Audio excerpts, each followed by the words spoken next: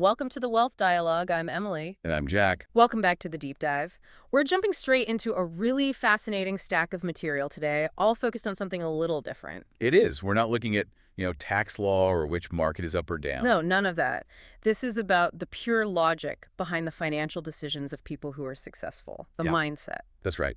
Because we often see the net worth, but that's just the scoreboard. What we're diving into is the mental game.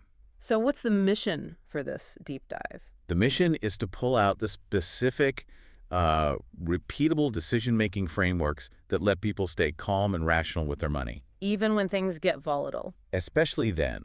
And I think the hook here, for you, the learner, is that this isn't about how much money people have. It's about how they decide. Exactly. One good decision framework used consistently can be worth more than a huge salary for a single year. So we're unpacking that quiet process, the behind-the-scenes work of building wealth. And the best part is these are mindsets. They're accessible to anyone, regardless of your income right now. Okay, let's start with the big one. The one we always hear, but I think really understand. The long-term frame of mind. Wealthy people think long-term. It's almost a cliche. What does that actually mean in the moment when you're about to buy something? It means they're using something we could call time arbitrage. Time arbitrage. I like that. They're trading immediate emotional comfort for a better future consequence. And it all comes down to the question they ask themselves. So there's a difference in the question itself. A huge difference. The common question, the one driven by emotion, is how will this make me feel today? Right now, that instant gratification. That's it. But the consequential question, the one that disciplined thinker asks, is different. Is, okay, if I do this, how does it affect my options in 5 years? Or 10 years. Or 10 years. It completely shifts the focus from comfort to consequence. But that's hard. I mean, we're all wired for that instant reward. How do they train themselves to ignore that pull? They recognize the emotional high is temporary, but the dent in the balance sheet is, well, permanent. So they have a mechanism. They do. One key is modeling the opportunity cost. They don't just see the price tag on a big purchase. What do they see? They see what that money would look like in 5 years if it were invested instead, compounded. So that luxury car isn't just $50,000. It's $50,000 plus whatever it could have grown into. Exactly. It's not a cost. It becomes a sacrifice of future freedom. And that reframes everything. It does. They'll pause and ask, is this going to grow my freedom? Or is it just going to demand I earn more money to maintain it? That's a powerful filter, the freedom filter. It's the bedrock. And that frame allows them to approach the next big concept completely differently. Which is risk. Which is risk. Let's talk about that, because the common story is that wealthy people are huge risk takers, gamblers at heart. And our sources show that's a profound misunderstanding. It really is. So they don't love risk. No, they love calculated risk. Yeah. And that is a massive, massive difference. Okay, break that down. A gambler versus what? An engineer. If you love risk, you're a gambler. If you love calculated risk, you're an engineer building a bridge. An engineer needs a blueprint. What does that blueprint look like? It's a structured process that looks at the worst-case scenario first, before they even think about the upside. So they're focused on downside protection. Intensely. The first question is always, what's the absolute worst that can happen, and can I survive it? So not how much can I make, but how much can I afford to lose? Precisely. If the loss is survivable, if it's a setback and not a total wipeout, then maybe the risk is acceptable. They're looking for asymmetric risks. That's the term. Small, defined downside, but a potentially huge, open-ended upside. That sounds almost conservative. Yeah. Which is the complete opposite of the public perception. It is fundamentally conservative. Wow. They don't jump in blind. They study, they plan scenarios, and critically, they start small. They test the water. They run pilot tests. Yeah. Small stakes to learn a domain without risking serious capital. If they fail, it was cheap tuition. And if they succeed, They already have a proven model they can scale up. I want to stay here for a second. When you say scenario planning, what does that actually look like? It's more than just reading a report, right? Or much more intense. It's mapping out the edge cases, the points where the whole strategy could just fall apart. Give me an example. Okay, so if they're buying a rental property, they don't just model 90% occupancy. They model 50% occupancy during a recession. And a huge unexpected repair. And a new roof. Exactly. They build in redundancy because they expect, that things will go wrong. They anticipate volatility. They don't just hope it won't happen. That's the key. And that's why their decisions often look for lack of a better word, boring. Unsexy. Very unsexy. They're choosing stable cash flows over these high-drama ventures that promise 1,000% return, but could also go to zero.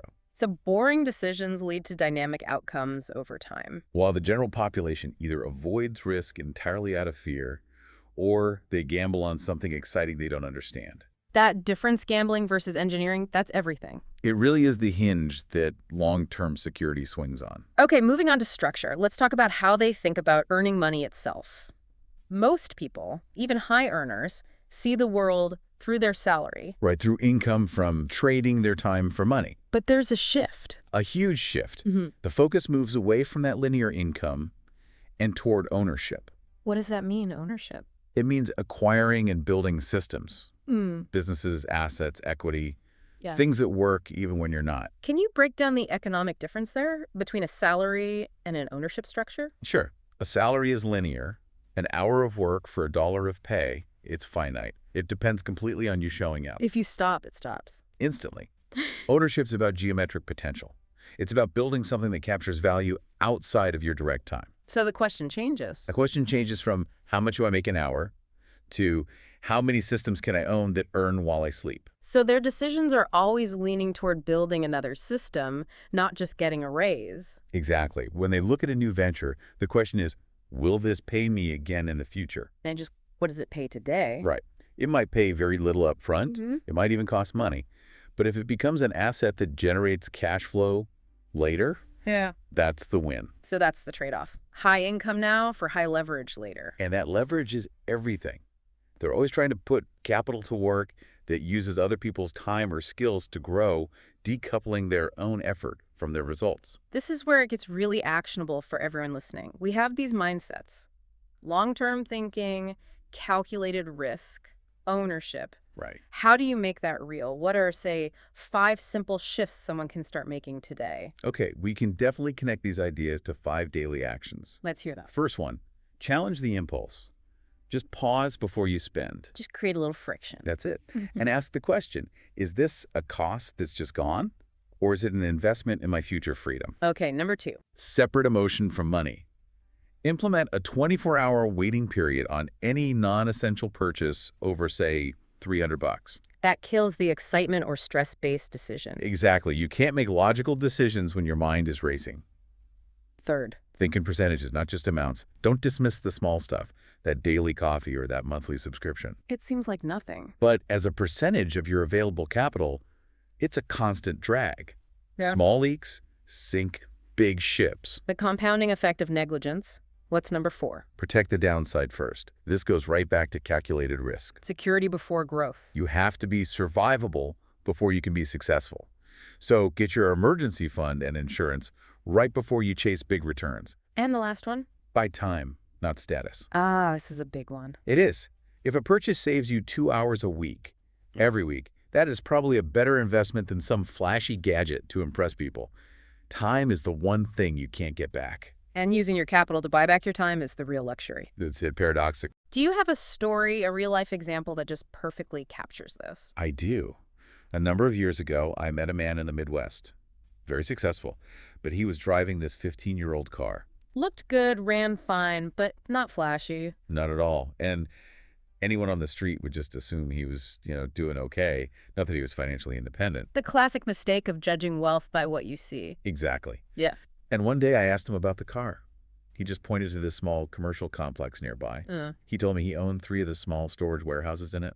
He said something I'll never forget. He said, "My car costs me money every day. My warehouses buy me freedom every month." Wow. That's wealth thinking in one line. It wasn't about being cheap. It was a cold, rational allocation of capital away from a depreciating thing and toward a cash-flowing asset. The difference between buying things that make you work and buying things that work for you. That's the entire game. So the last piece of this puzzle, the thing that makes all of this work, is patience. Patience is the secret ingredient. Why is it so essential? What's the logic there? Patience is just the operational side of a mathematical truth. Which is? Compounding. Compounding needs 3 things: capital, consistency, and time. You just cannot rush the part where your money starts making its own money. And most people quit too early. They try this for a year, don't see much, and then they go back to old habits. That's the speed trap. The first few years of making these decisions feel painfully slow. Because the base is still small. The base is small, your returns are small, and you're just grinding it out. The initial growth feels linear. But the commitment has to be exponential. Exactly. If you're looking at a 7-year cycle, the first 5 years are the most boring. They require the most discipline. Because you don't see the big results yet. The explosive growth, that geometric curve, it only comes later. It comes quietly, when the pile of money is finally big enough to grow faster than your own contributions. So you have to trust the process even when the results aren't inspiring yet. You have to have conviction in the logic, even when everything around you is screaming for quick wins. This has been an incredibly clear deep dive. I mean, we've seen that these frameworks are less about being a genius And more about asking better questions. and ruthlessly protecting your downside and focusing on ownership systems over just your salary. At the end of the day, wealth isn't built by being smarter. It's built by deciding better and then having the discipline to do it again and again over a long period of time. It's a marathon of steady, boring steps. That's it. Well put. We hope this deep dive into the source material gives you the clarity to apply these frameworks in your own life. Thank you for joining us. Thanks for the conversation. And remember, money doesn't change who you are, it reveals how you think.